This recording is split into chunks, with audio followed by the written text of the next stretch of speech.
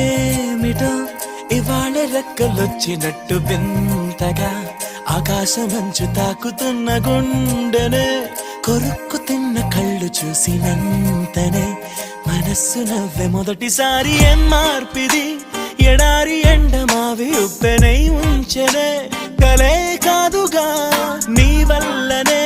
భరించలేని తీపి బాధలే